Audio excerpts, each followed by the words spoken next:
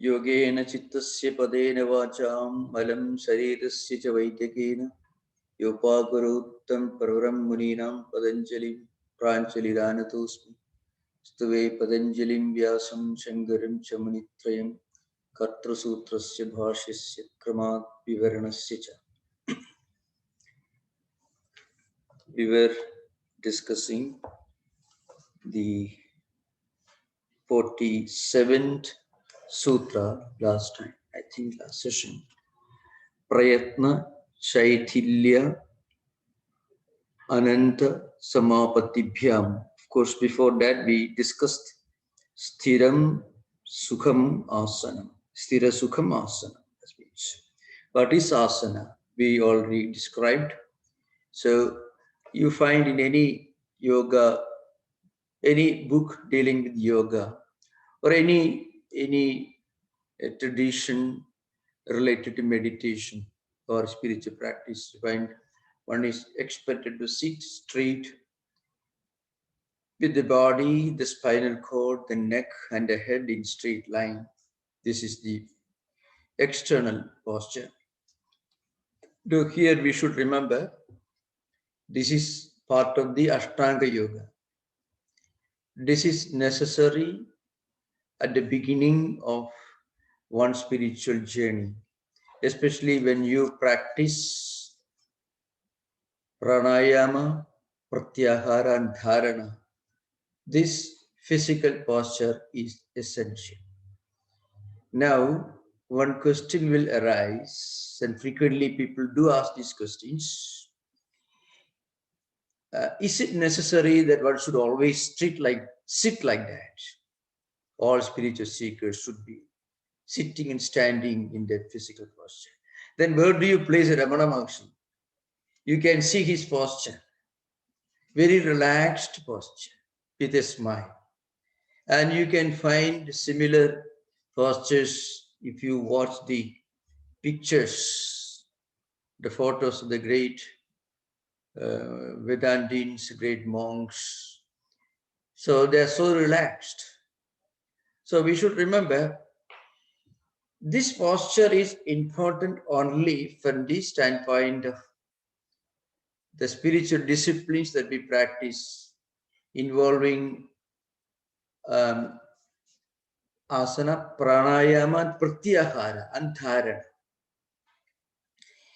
When a spiritual seeker reaches the level of samadhi in yoga tradition, or let us say the Advaita experience Vedanta tradition, when your mind automatically gets focused on higher ideals, then this physical posture is not so indispensable. You may sit in an easy chair, still you can concentrate mentally on a great spiritual idea. This is an important point to remember. But if you practice pranayama especially, this is very important because it directly affects the flow of the air and also the consequent effects on the body and nervous system as part of the flow of air when you breathe in or breathe out, whether you practice Puraga or Rechaga, and especially Kumbhaga, this straight posture is important, as you normally mentioned in the yoga books or any books related to meditation. But in Vedantic tradition, when you reach a stage where your mind automatically flows to a higher transcendental spiritual ideal, then you may sit in an easy chair, you may lie down, you may have any posture, your mind automatically goes to a higher spiritual ideal. It doesn't flow towards the lower levels of the mental system or the physical system, but goes to a transcendental ideal. Then this posture is transcendent. You go beyond the necessity for assuming this posture. So that's why I mentioned, Ramana Maharshi's posture, you can easily imagine. He's not always sitting in a straight-line posture. But there are some photos and pictures that you can get when he was a young person, was practicing meditation, you can find him sitting straight. So all these are very, very, very important to remember. So this is an important point to remember.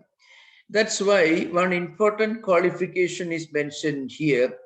Prayatna Shaithilya Ananda Samapatibhyam.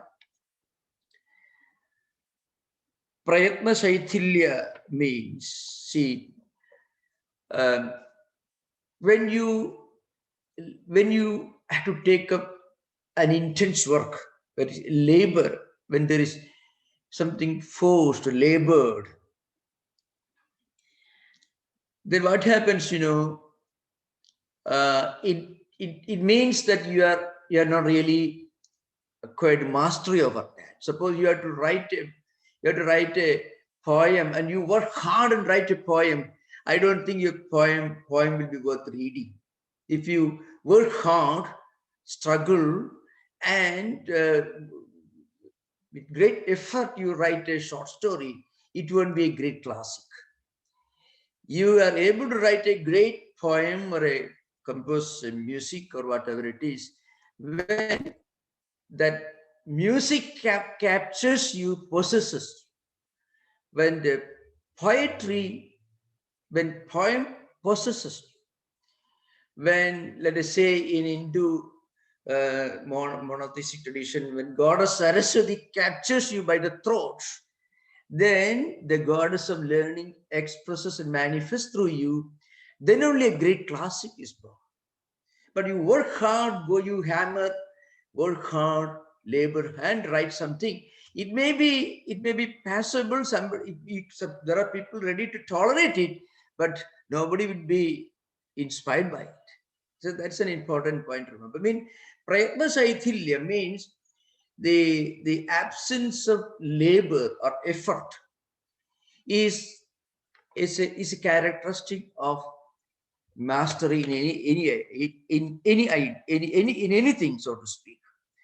So what happens, this effort gets reduced. How? Ananta Samapatti. Ananta is a mythical serpent who is supposed to hold the entire cosmos. Is a serpent, and it is is supposed to bear the whole weight of the entire cosmos. It is a mythological concept, you can say. It's a part of the ancient Hindu mythology. And the Ananta is very powerful serpent. That means it bears the whole weight of the cosmos on its hood without any effort. And it doesn't have to work hard. It's very light.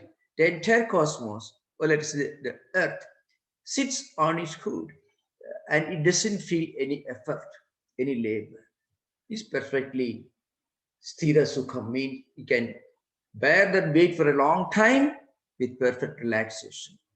Now, if you can meditate on this phenomenon, let us say a huge serpent bearing effortlessly the entire weight of the cosmos without feeling any effort.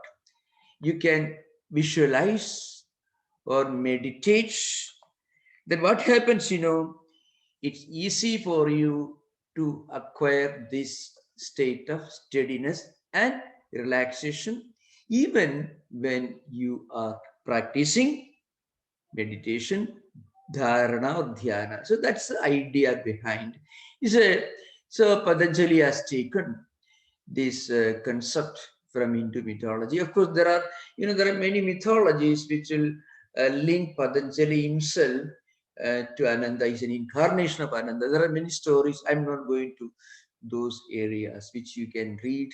It's helpful to understand the mythological background. It's not factual, but mythology helps you to understand and to master certain higher ideas in philosophy. Mythology does have a role in making certain things clear. So that idea is taken into this sutra. That's why it's called Ananda Samapatti.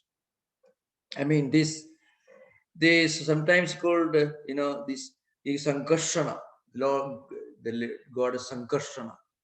Again, mythological concept of God.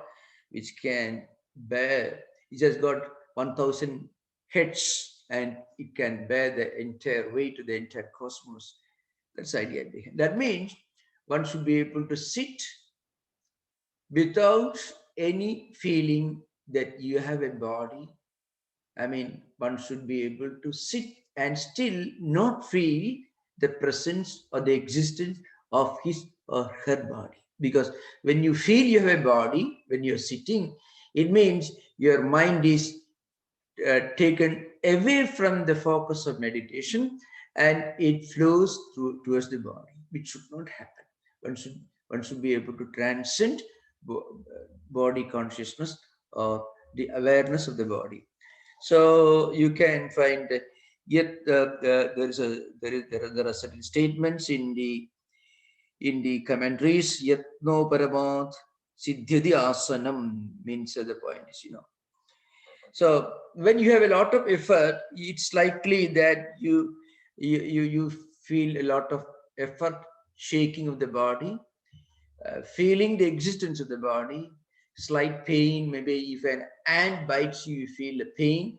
So when you sit fully focused, you don't feel any of this pain. That's an idea behind. That's why uprightness, relaxation, effortlessness, and fixing the mind on the infinite. And there is another interpretation. Ananta also means the infinite, the transcendental. That is the real literal meaning of Ananta, means that which is not finite, which has no end, no anta, which is Ananta, which is infinite, which is transcendental. So once you meditate on the transcendental, you actually transcend the awareness of this body. So this is the idea behind. And then the next sutra is Tataha Dunda Anabhighadaha. That is the 48th sutra. Tataha. From this, Tata means from this. It means from this asana siddhi or asana jaya. From this mastery of asana, mean the ability to sit um, in this posture with steadiness, with feeling no effort, and for a long time. From this, what happens? Dunda anabhigata means, dunda means thirst, hunger, cold, heat, success, failure, good, bad, the desirable, the non-desirable, all this. So what happens, your mind will not go towards these duals, the opposites. That's the idea behind. Of course, in the other Vedantic scriptures, you get some deeper idea. You find the Gita, for example, Lord Krishna says, you should be able to sit, and your mind should be like a flame of a lamp which is protected from strong winds around. It means the winds don't impact the flame, it remains steady. And also there are verses in the Gita which I'm not, which perhaps we have more important to discuss, but still which are related to the context. One idea you find in the Gita, Lord Krishna makes it very clear. One should sit with the spinal cord, the neck, and the head on a straight line, and then one should focus on the middle of the two eyes above, and then that is an advanced state that is not mentioned in the Gita, but it's an advanced state. And then one should, at the beginning, one should focus on the tip of the nose. So this is an important point, remember, in meditation, general practice, in yoga and Vedanta. 3 types of meditation you find. There are different levels, different ways of classifying meditation. One is meditating um, on a focus that you visualize to be existing within your own heart. So Hridaya Padma, like a lotus flower, lotus within your own heart. The other one is for focusing uh, on the tip of the nose. The other one is, the third one is focusing on the Bhrumadhya. Meditation on Bhrumadhya, middle of, above the nose, middle of the forehead. It is linked to meditation on the transcendental impersonal concept of Advaita Vedanta. When you that's an advanced state of meditation. If a beginner begins or practices that kind of meditation, he can cause headache, he can cause some other problems. So one should not meditate and meditate in the Bhrumadhya, this side. And for a devotee, if you have in any tradition, you can always meditate on the presence of the divine, whatever tradition we may belong to, being seated in the center of your own being, in your heart. And as a yoga practice, as a physical practice, for a beginner, it is recommended that one should try to look at the tip of the nose. Now, Shankaracharya, writing a commentary on this verse, makes it very clear one should not be focusing on the tip of the nose as if focusing or looking at the tip of the nose. You should not be looking at the tip of the nose. You should not close your eyes, then what you will be meditating upon will be darkness. You should not open your eyes, then the external objects will distract. So this is an important thing. One should not completely close the eyes. That will create, either one may go to sleep or you may meditate on something that is dark. And one should not keep the eyes completely open. That can cause distraction, because visual objects can distract your mind away from the focus of meditation, whether it's a deity or a mantra or whatever it is. But one should sit in such a way as if, not exactly, but as if you're looking at the tip of the nose. That means eyes are neither completely closed, not completely open, but as if you're sitting at the tip of the nose, which means you are not actually focusing. Your eyes don't get concentrated, focused on anything visual in front of you. So there is no distraction. At the same time, eyes are not closed. So these ideas you find in the Gita, especially in Shankaracharya's commentary, which we'll discuss when we discuss dharana, because dharana is actually what we normally practice when we practice meditation, whether mindfulness meditation or whatever meditation. The meditative practices that we actually practice, which are taught in many places all over the world today, is not dhyana as understood in the Patanjali system, but it is dharana, the first stage in the process of concentration. That is the sixth, seventh, and eighth. Dharana, dhyana, samadhi. Three stages, of which the first stage in meditative disciplines is dharana. So when we discuss that subject, we will take up this again.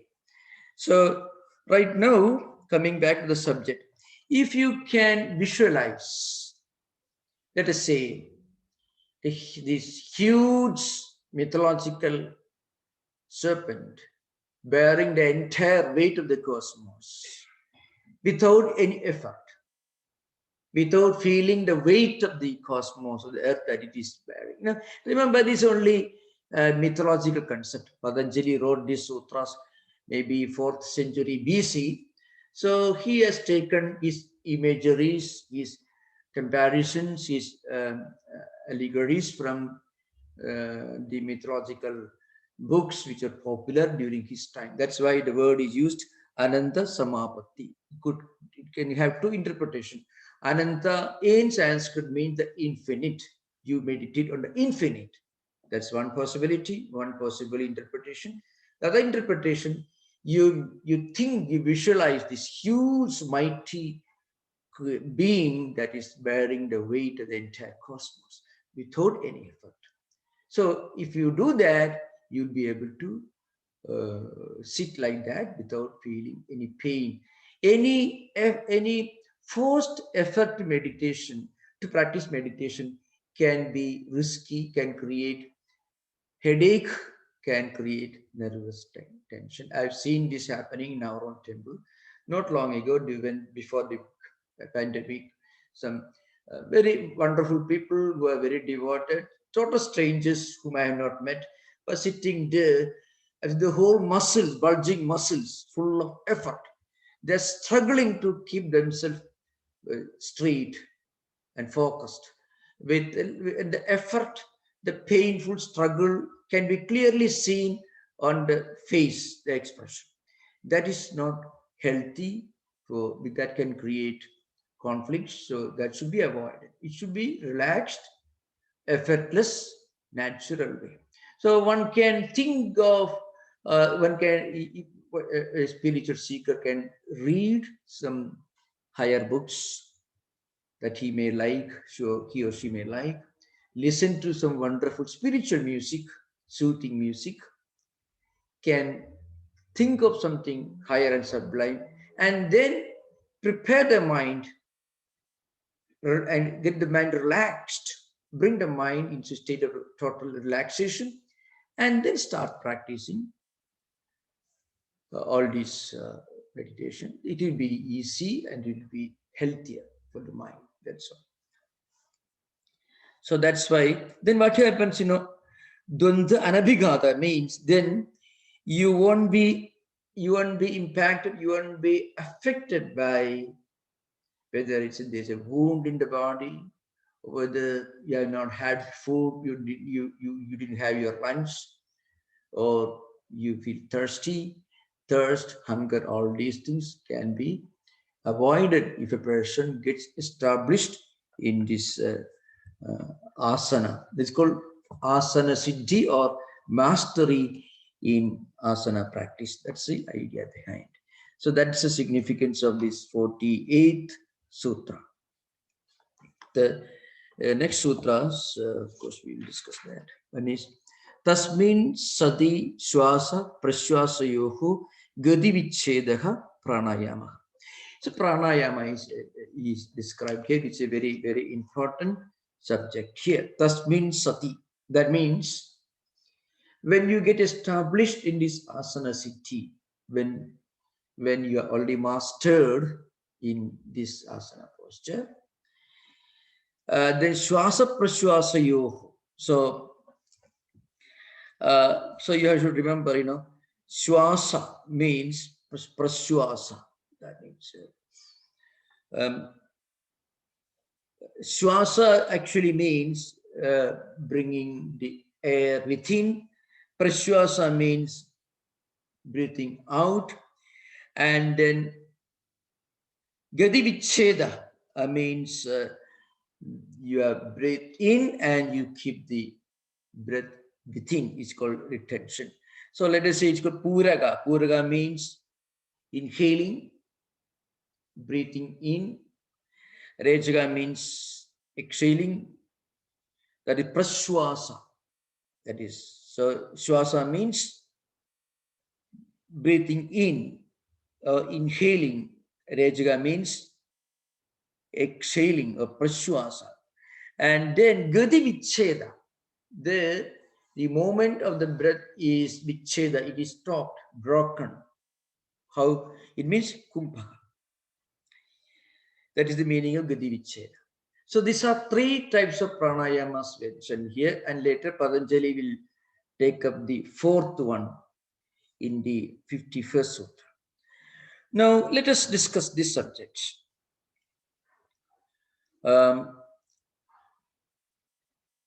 The one important point to remember is, of course, before we continue this subject, I want to mention that point.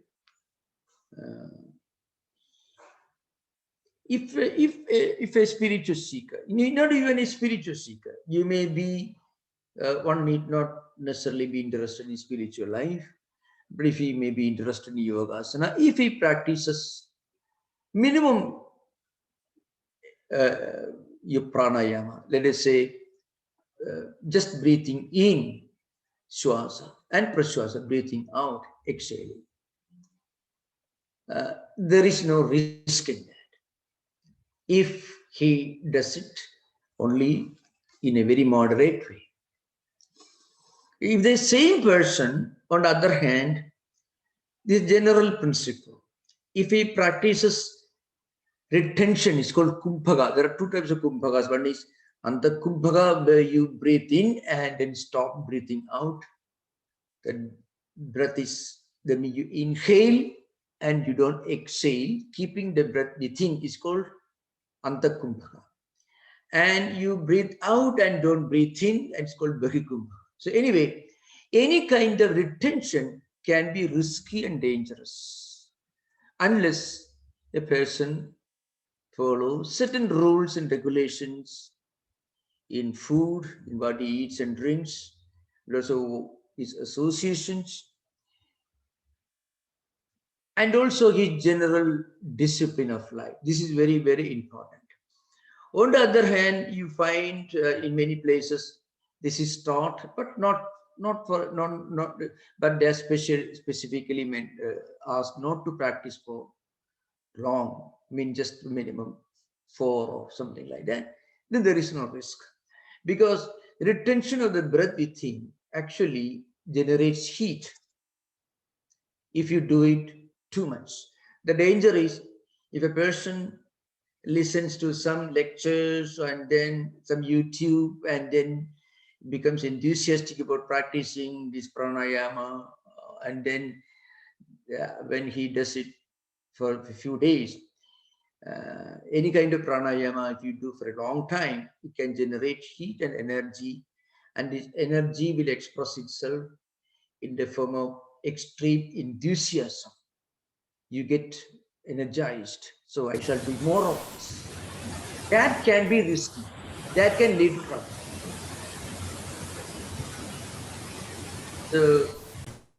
So that can be problematic. And along with that, you drink a huge quantity of coffee or tea, and still worse, which I don't go into deeper, then it can really a recipe for disaster. But on the other hand, if somebody practices moderately without much, just 4 times breathing, 4 times breathing out, not for a long time. There are these rules are given, in the very book you find. Without retention, there is no risk.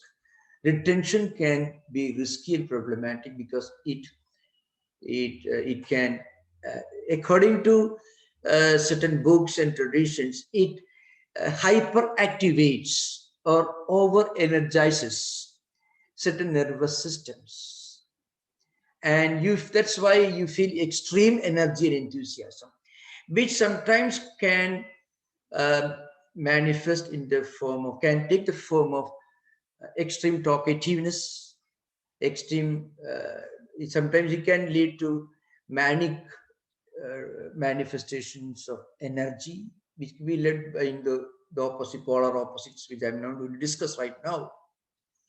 So these are the important things one should keep in mind. If you have got more questions, you can ask during discussions. So now here the point is, tasmin sati, only after achieving, after having fully accomplished asana jaya, that means fully established, one can practice swasa, praswasa, and gadi vicheda. That means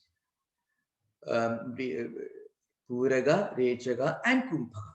Not before that. That's the idea behind. Of course, there are very, very, very important ideas which are expressed here in the yoga books. That's the reason that there's a great reason for it. If anyone practices pranayama and pratyahara after acquiring some degree of, some level of self-restraint and self-control, then it will be beneficial. Otherwise, it can be dangerous. So actually, Vyasa himself, Vyasa and others, Bhava Ganesha, Nagoji Bhatta, all these commentators, with great psychological insight, they have pointed out this. They have given this quotation, they have given this commentary while dealing with Pratyahara, but it also is related to pranayama. Let us see what Vyasa and Bhava Ganesha says. The central point is, for those who have acquired some degree of self-control, self-mastery, living a disciplined life, not taking alcoholic things and not taking things which are extremely bad for our mental health, and those are following certain disciplines.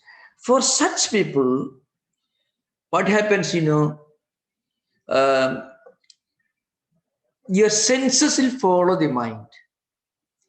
And for those who are not self-restrained, what happens? Mind follows the senses. Now, how should I explain? It needs some explanation. Suppose a person is not self-controlled, living a very indisciplined life, wayward life, impulsive life. What happens? And he acquires some powers of concentration, because asana, after asana comes pranayama will be followed by pratyahara. Pratyahara means you are actually taking the senses away from externalities. It is a beginning of meditative practice leading to dharana. Let us see later. Now, let us now talk, think about what this actually means. For those who are not self-controlled and self-disciplined, their mind will follow the senses. Ajidendriyan, manasa, indriya, gojaratva means here. Those who are ajidendriya, those who are not self-controlled. The idea is, when you don't have self-restraint or self-control yourself, then if you focus on something, your mind will acquire great potency. So what happens, but senses are uncontrolled, the senses will become hyperactive, hyper-energized. Senses are not controlled. You are not fully established in yamas and niyamas. Suppose somebody is not fully established in yamas and niyamas, which actually will be self-control, sense control. But you practice pranayama, and then pranayama will lead to an increase in your mental power, a power to concentrate on a single object or a single work for a long time. That power can be acquired by some kind of pranayama, no doubt. Kumbhaka can help, but senses are not under your control. What happens, this increased power of mind will hyperactivate these unrestrained senses. So such person, suppose a person is prone to violence, if he practices this pranayama, pratyahara, etc., he will become more violent. If he's greedy, he'll become more greedy. If he's restless, he'll become more restless. Why? Because senses are not under control, but you are trying to increase the power of your mind. So the power of the mind should be increased to pranayama, pratyahara, etc., only after senses are brought under some degree of control and discipline. So that's what happens to a person who has not succeeded in achieving any degree of yama, niyamas, and self-control, but he has somehow tried to increase the power of his concentration, power of mind. It can be problematic. The other example is, for those who are fully established in yamas and niyamas, achieved some degree of self-control, sense control, and self-control, let us say. What do you call self-mastery in popular language, or sense control? For such a person, what happened? Senses are controlled. The senses will obey the mind. So if you are already fully established yamas and niyamas, your senses do not flow to undesirable negative channels. The tendency for violence is blocked by practicing ahimsa.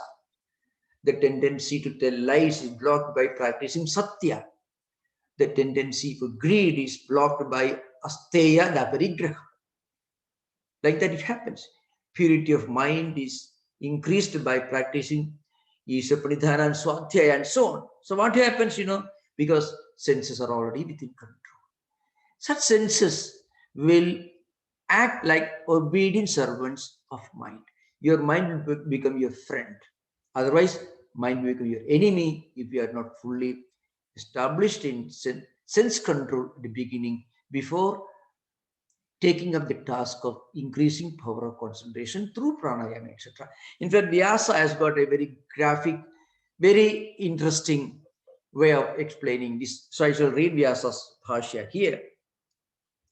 So Vishaya Samprayoga Bhave Chitta Swarupanukaraha Ivaiti Chitta Virodhe Chittavad Niruddhani Indriyani Na Itirendriya Jevat Upayantram Apakshate Yatha Madhukara Raja Makshiga Utpadantam Anutpadanti Nivishamanam Anunivasanti Tatha Indriya Chitta Nirodhe Niruddhani Ityesha Pratyahara.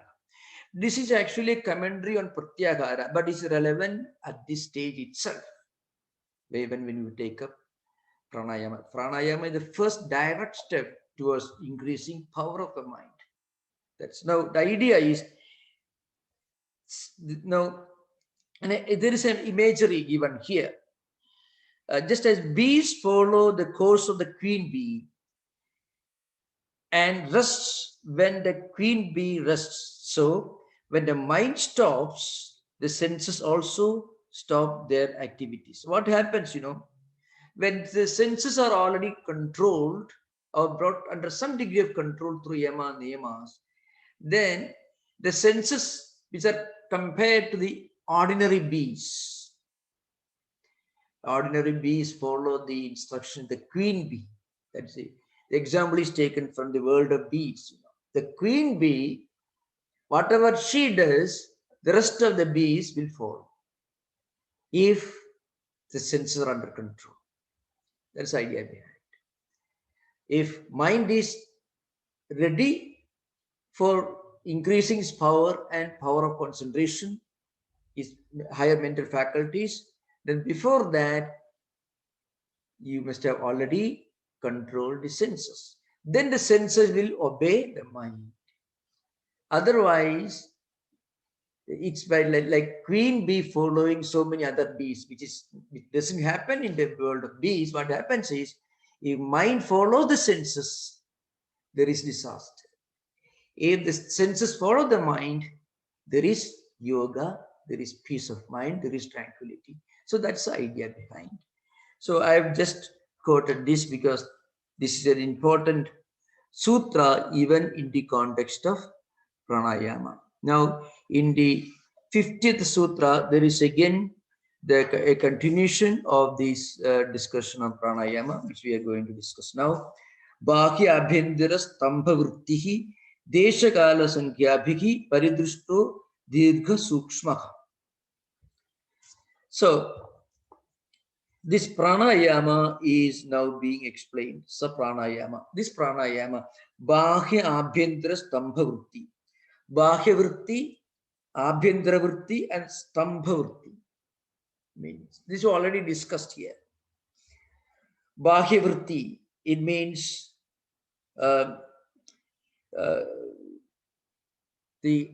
your breath out, keeping the breath outside. It is, that is Bahikumbhaka. And then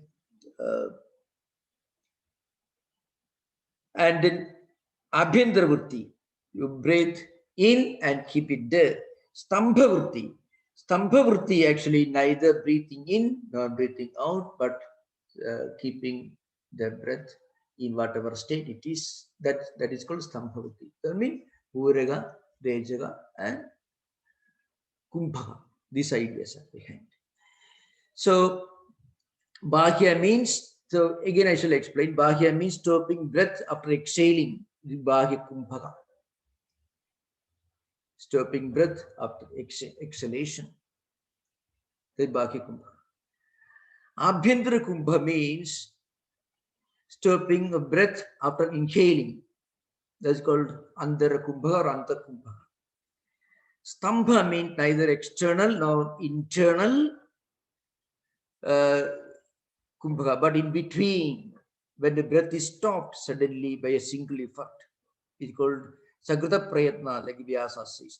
I'm not going to those details, technical things which normally discussed only in a class focused on pranayama. But anyway, the main point is these are three types of pranayama mentioned here. One important point to remember is Patanjali, if you read Patanjali's Sutra, you find, according to Patanjali, pranayama means only kumbhaka. So that is an important point to remember. The Bhakya kumbhaka, Abhyantara kumbhaka, and stambha, where retention is involved. So he doesn't, perhaps he did not take into consideration the later developments in this pranayama system, which must have been the contributions of the later teachers. Of course, you can find hints of this in the commentaries, but mostly in the among the in the works of the great yogasana teachers, they may have developed this Puraga, Rejaga, and Kumbhaka, for breathing in, breathing out. All that must have been developed by later years. According to Patanjali, if you read his sutras, it's clear that so far as he is concerned, pranayama means stambha. That's what it is. Kumbhaka means breathe. What is bahya, the external stoppage, abhyantara, internal stoppage, and stambha, neither external nor internal, according to him. In the 51st sutra, he discusses a fourth one, which is it's called Kevala Kumbha in the Patanjala system, which requires a lot of detachment, which is actually a springboard to dharana. So when you reach the dharana state, you must have already acquired mastery in pranayama, which means you must have already acquired mastery in stambha or kumbhaka. It's called kevala kumbhaka. That's what Patanjali means here in this next sutra, that is 51st one, where he mentions, bahya abhyantara vishakshepi chaturthaka. That means bahya abhyantara vishakshepi. That is, I shall explain this. The fourth pranayama, chaturtha, fourth pranayama, which actually suppresses the spheres of both external and internal pranayama. Chaturthastu swasa praswasayuhu vishya avadharana kramena bhumi jayat ubhayabeksha purvaku kritya bhavaha pranayama chaturtha. So the idea is the fourth one, it transcends by suppressing the spheres of both the external and internal. It's a kind of transcendental pranayama. This idea. So according to Vyasa, what he says, Vishaksheni means transcending, going beyond all the three types of pranayamas already mentioned earlier. That's the idea. Now, in the 52nd sutra, Patanjali mentions what happens when you reach this stage. Tataha kshiyade prakashavaranam. Tata means here, by this pranayama, what happens? Prakashavaranam means there is a light within us, and that light becomes manifest by practicing Ashtanga Yoga. And that should happen gradually. At the first stage, what happens? All the kleshas, all the remnants of samskaras get completely removed by this pranayama. The fourth pranayama is called Kevala Kumbha. This is Patanjali's view. Okay, many of these ideas are not directly linked to our everyday practice in any, but still, because we are discussing this Patanjali system, so I have to explain a few things related to this. But a few things about pranayama we should always mention. One is, I mentioned this earlier, but I want to explain this further. Why the yoga teachers, including the commentators, insist that one should never take up pranayama without being established in yamas and niyamas.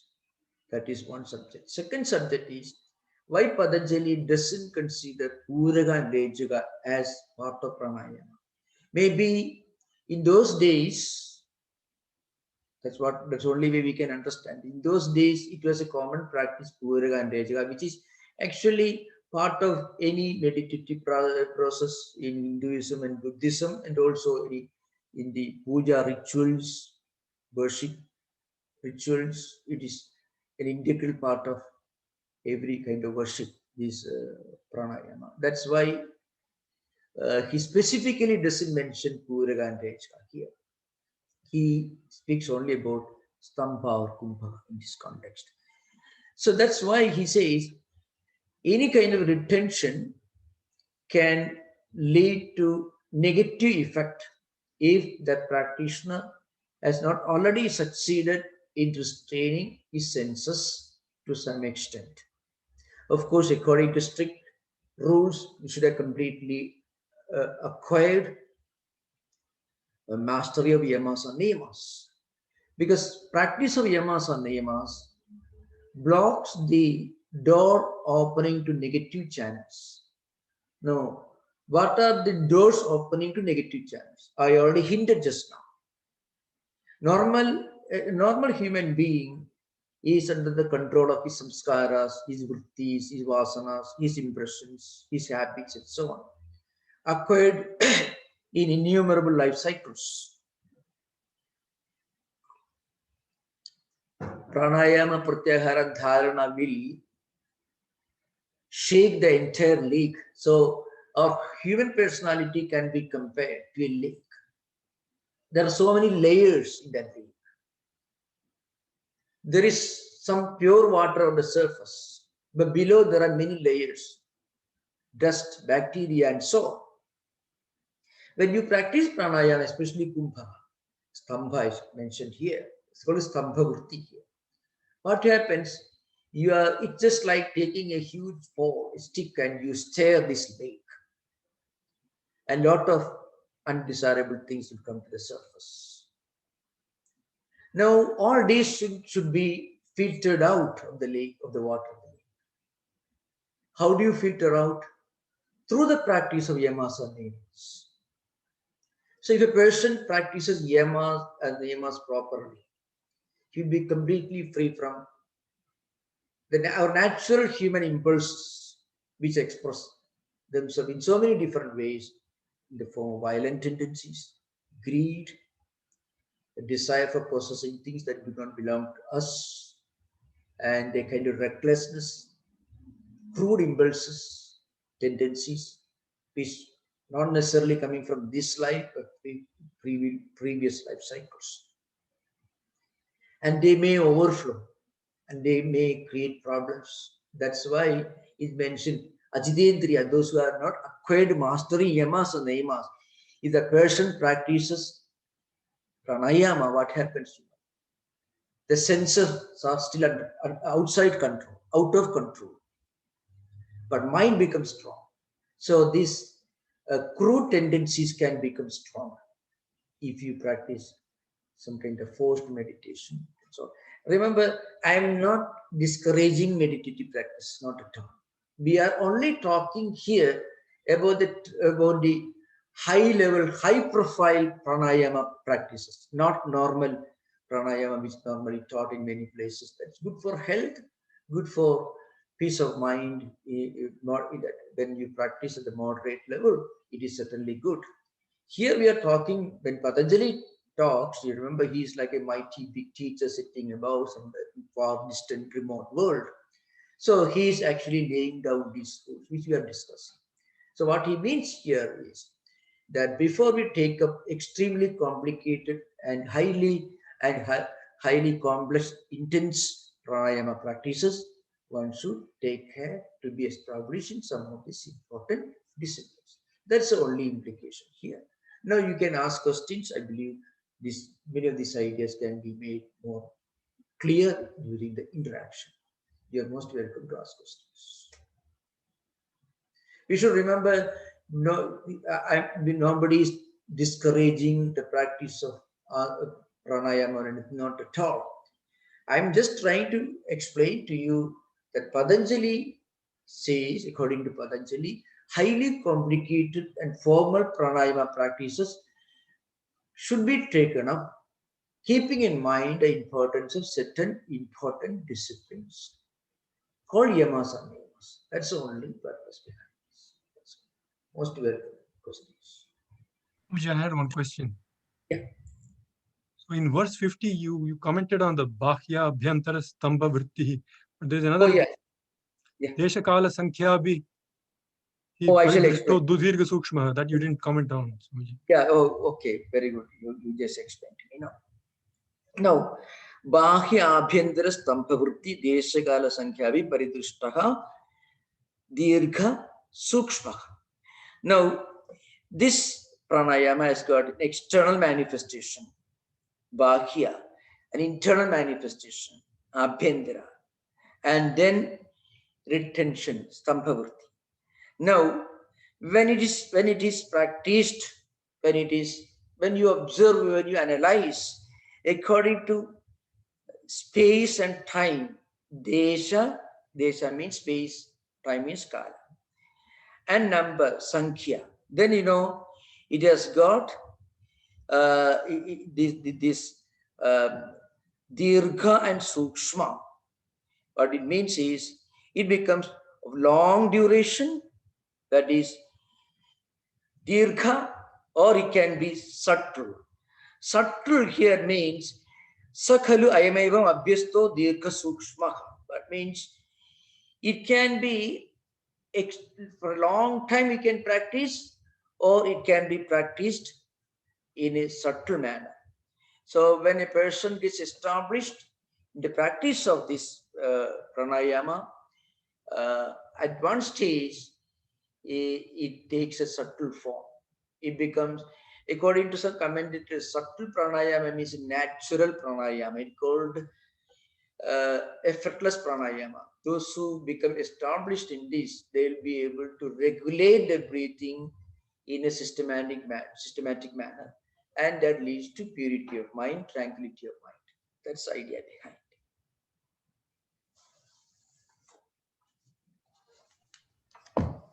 Swamiji, in verse number 52, it says Tata Kshiyate Prakashavaranam. Yes. Yeah. So that Tataha. is saying that the covering of the light is decreased. Yeah, actually, what it means, here the avarana, tata kshiyate prakasha avarana. Prakasha actually means the inner light, inner purity. It is covered by an avarana, means a veil. What is the avarana? Kleshas are the avaranas. Kleshas. Purely avidya, smita, ragadesha, abhinivesha. These kleshas slowly start getting removed by degrees. That's the idea. Tataka means here. Actually, at this stage, even from the pranayama stage itself, when you practice tampa, many of these old samskaras will disappear, because uh, if a spiritual seeker is not free from kleshas, he will not be able to even achieve asana siddhi. To be able to sit for a long time without any distraction, with total effortlessness, it requires some degree of purity. And this purity here means disappearance, vanishing of the veil which conceals the light within. The light is our true nature, that we are the Purusha, we are the Chaitanya. On this You, light has got cross-cultural appeal. There is, in English they use the term to be enlightened, and yeah, then there you is, can when you see a Swami, you enlighten. chant Tatra Suryo Bhatina Chandra Tarakam Nevamam Yeah, Vichito yeah. Panti Kutoyam Agni. That is the Upanishads. No? Upanishad. We should, of course, Patanjali uses many of these terms in his own specific implication. But So Swamiji, can you comment on the light within? Because even in the Aruna Prashna, we say Aditya Nagastane Swatejasa Bhani. In place of the yeah. sun, use your own light. Anyway, the interesting subject. But now, in Atman uh, is made. There are many verses in Upanishad literature which, which direct you to meditate upon Atman within as Andar Jyoti. Andar Jyoti means light within. So that is one of the meditative practices. In the Brihadaranyaka Upanishad, there is a long dialogue discussion between Janaka and Yajnavalkya. It's called Jyoti Brahmanam. It's called where Atman is called Jyotisham Jyoti, the light of lights, the Antar Jyoti. So it is the Jyoti, the light within the Atman, that enables our senses, our mind, our intellect, our every system that we have in our body and mind to become active, to become functional. That's an idea behind. So the discussion becomes like this when Yajnavalkya visits Janaka, who is a king, philosopher, king in his court. Then there's a discussion, debate that begins. Yajnavalkya, Janaka asks the question, what's the light that enables a person to move about, to do his things? Kim Jyotirai, Kim Guru Jyotirai means what is the light? Then Yajnavalkya replies first Surya Jyoti, then Chandra Jyoti, then Agni Jyoti, Vag Jyoti. I mean, the light as uh, the physical light, the sunlight. There is no sunlight at night, there is moonlight. There is no moonlight or sunlight, then there is at least you strike a candle, that is Agni Jyoti. Suppose these three lights are not there, then you have got word, you hear. Because light here means the one which reveals. That's the meaning. Light here means the revealer. That why the one in whose presence things get revealed. So when you have no sunlight, no moonlight, no fire, and no words coming, then still within your mind, within your being, at the center of your being, you have this inner light, under Jyoti, Jyotishan Jyoti. It's called Atma Jyoti. So it's an important part of the Brihadaranyaka Upanishad. Thank you so So much. So it's a great metaphor. Light dispels darkness. So the inner light is yeah, what gives us everything. you can find this light as a symbol of enlightenment and knowledge and wisdom. You can find many traditions. In many traditions, you find the light functions as a great symbol of enlightenment, wisdom, knowledge. Because when there is light, you come to know things. Everything gets revealed. Everything gets known. That's the idea. So okay, but Thank you so here much. it's different. It doesn't have that level of metaphysical implication in Patanjali system. Yeah, it's a dualistic system. Patanjali won't agree with you, the Jyotisham Jyoti. He would agree. He's a dualist. But it has got a great significance for those who want to understand the higher philosophy of Vedanta. That's it. Thank Thank you so much. you.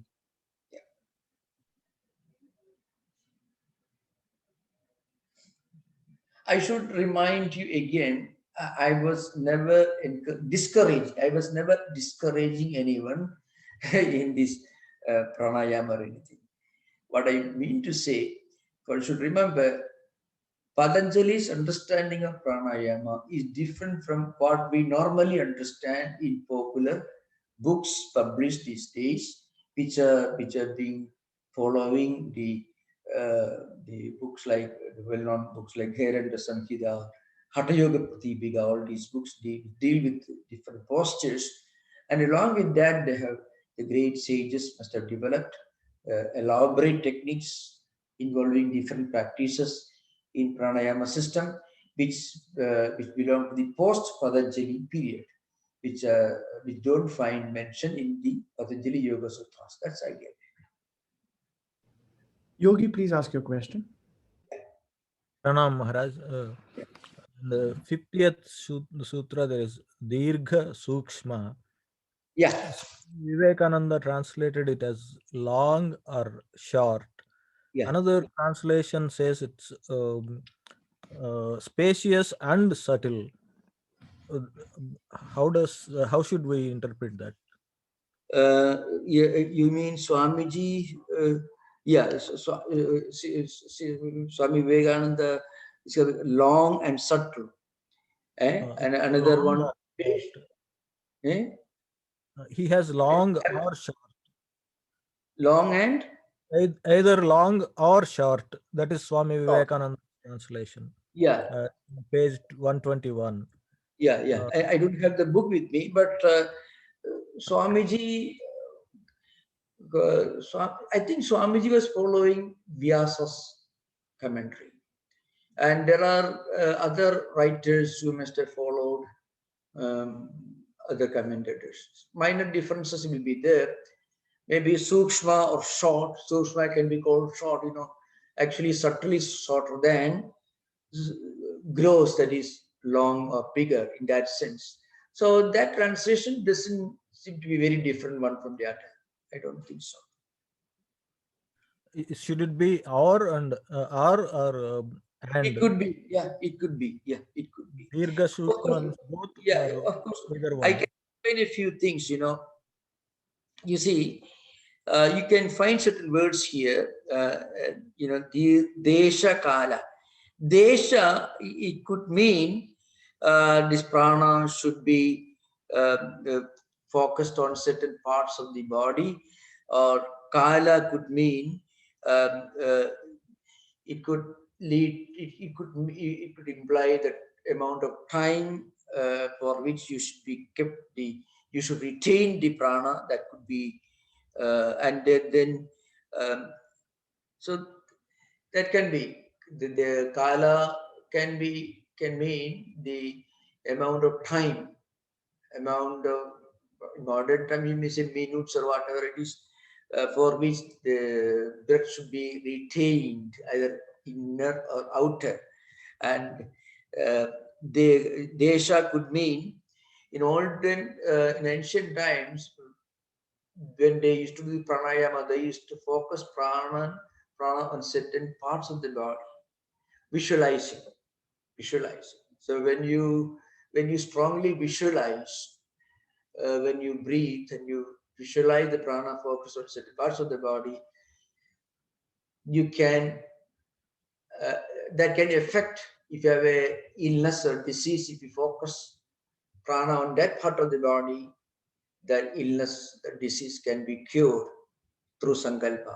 The strong sankalpa, determination, if you visualize yourself focusing prana on that part of the body. They used to believe that you can be cured. You can find the pranic healing and all that in the even in 19th century, later part of 19th century, many of these practices were experimented in the East Coast.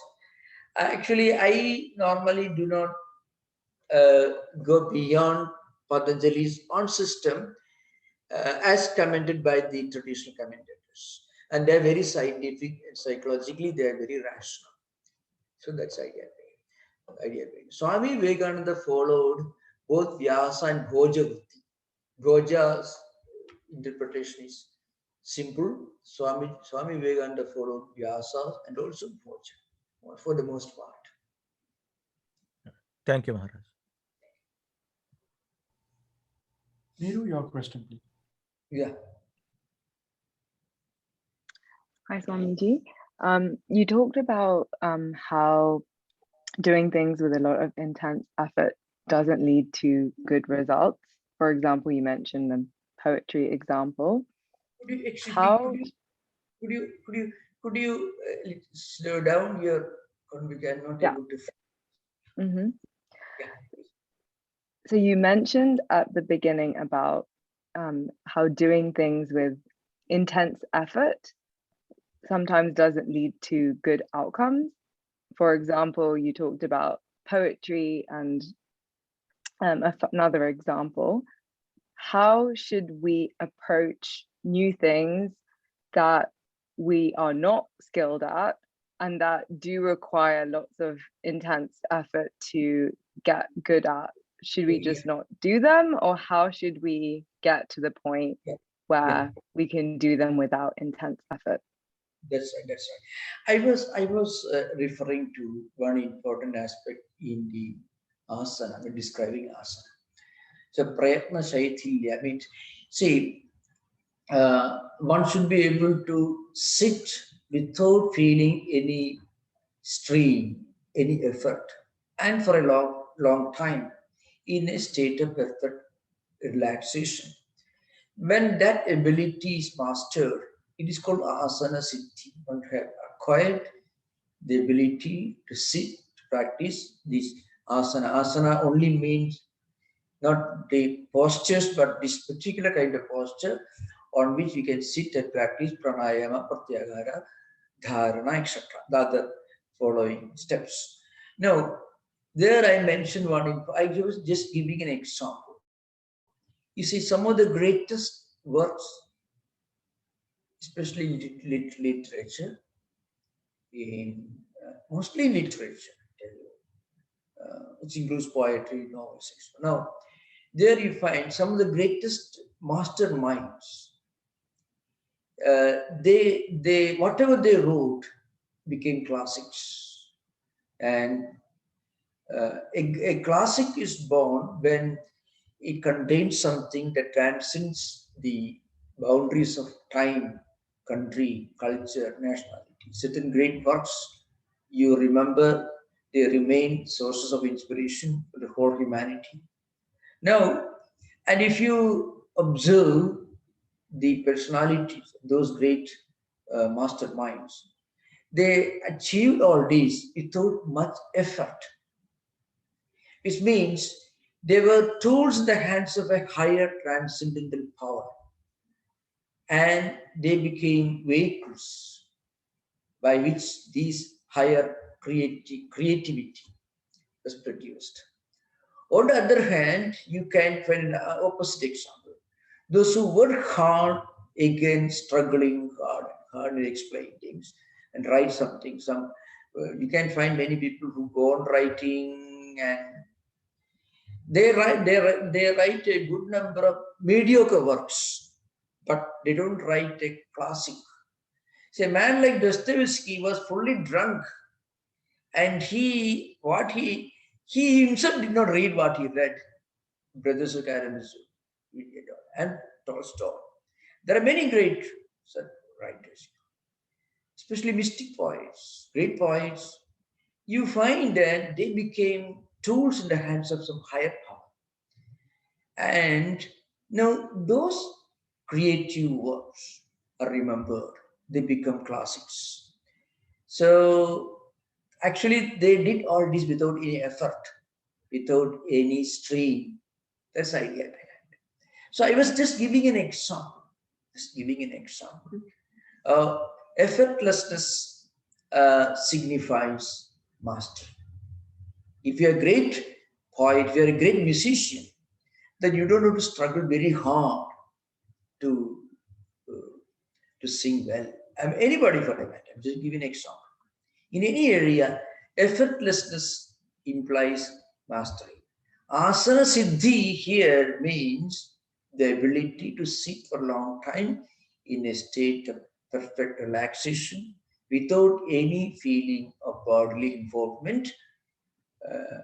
That is called asana siddhi. Because that is the prerequisite for the other practice coming, pranayama, pratyahara, etc. Then I give the other example.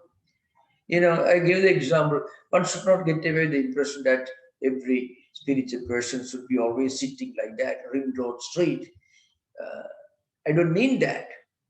In fact, people who are many other areas of work and responsibility that trained and they're expected to sit and stand and walk in that posture, but that do not make them yogis necessarily. So here, effortlessness means mastery. So that's actually I gave that example in the context of this particular sutra, which I mean prayatna, shaithilya, ananta, samapatibhyam, that is mentioned here. It means when you acquire that level of mastery in asana, then you transcend the feeling of effort and strain. But just before that, there is no sthira sukham asana. That's again. Thank you for the question. I was giving an example. What about if, for those of us who aren't masters at those things, how should we still strive for things that require intense effort, or is that a sign we shouldn't be doing those things? You're right. You're right. There are great people. There are great people who achieve great heights in many areas through intense practice. Intense practice. That also is one way to achieve this level of mastery. I was giving example focusing on one aspect of the picture. The other side of the picture is there were great men and women who achieved great things through constant practice, consistent effort. Yeah, that is in fact that's mentioned in the coming sutras. You find Dirghakala Nairantagya Satkara Asevidu Bhumi. A practitioner of yoga discipline should continuously work hard and practice, repeat for a long time with a sense of sanctity and sacredness. That idea comes in many sutras also. So here in this particular context, asana siddhi context, I was giving one side of the picture. The other side of the picture is there are great men and women who achieve great things, who achieve great excellence in many areas, in science, in sports, in arts, in poetry, many areas, through hard work, continuous effort. That is the other side of the picture. Both are equally right. Okay? Thank you. Thank you for giving me an opportunity to clarify the point. Thank you. Thank you, Swami. Thank you. Thank you. Hariom Swamiji. Swamiji, so you were talking about dharana and dhyana, and you said that dharana is what we all think is dhyana today. When people practice meditation or teachers teach meditation, what you're actually what they're teaching you is dharana. So what is the difference between these two? Is it qualitative or is it actually quantitatively different? Yeah, it is qualitative and also quantitative. So we will take up that maybe after maybe in the next session. We will take up dharana, dhyana, samadhi are together called samyama. We'll take up that ascending order. First step is dharana. What I wanted to tell during the lecture was that what we normally call meditation corresponds to what Patanjali means by dharana. That's idea. Of course, there are levels of meditation which can take you to dhyana, no doubt. But the word dhyana is used because the word dharana is not so well known. Dhyana is well known. So, normal practice of meditation that we do, it roughly corresponds to dharana. Isn't it? Of course, when a person practices dharana, at some level, he will certainly enter the realm of dhyana meditation, which there is no clear distinction in English language, perhaps, but Patanjali makes it different. So, okay, when we discuss that subject, maybe in the next class it becomes clear. It will become clear. Okay, thank you. Thank you so much. Maharaj, there is a question on YouTube. Yeah. By Gauri. A question not related to today's class. So Swamiji generally notes that the two key aspects in one's sadhana are practices of vairagya and Abhyasa Vairagya. abhyasa. Abhyasa means repeated effort, continuous repeated effort. As mentioned just now, there are great men and women who achieve great things in many areas through repeated practice, constant effort. This, I just mentioned just now while answering the previous question. Okay, Very great men who achieve. Abhyasa and Vairagya. Vairagya means renunciation, detachment, so on. And Abhyasa means repeated effort or repetition. Okay, Maharaj. I'll let Dilip ask a question. There is one more question from YouTube after that. Go ahead. Namaskaram, Swamiji. Today you mentioned about asana, and you also mentioned about asana siddhi. I just want to clarify or confirm my understanding. Asana, of course, when you do meditation, there's sthira asanam, etc. But the asana in the yoga as a limb, does it refer to the yoga asanas where you can actually attain siddhis by practicing that, or what exactly is that siddhi that you can gain from asana? I just want to kind of confirm that. Yeah, Thank you. I think, the major works that describe elaborately different yoga postures, Shiva Samhita, Hatha Yoga Pradipika, and Gheranda Samhita. These are three well-known works, which Swami Vishnudevananda and Swami Sivananda Saraswati's Guru, they have all referred to this. So many modern teachers also refer to this. So these books must have been written during the post-Patanjali period. So Patanjali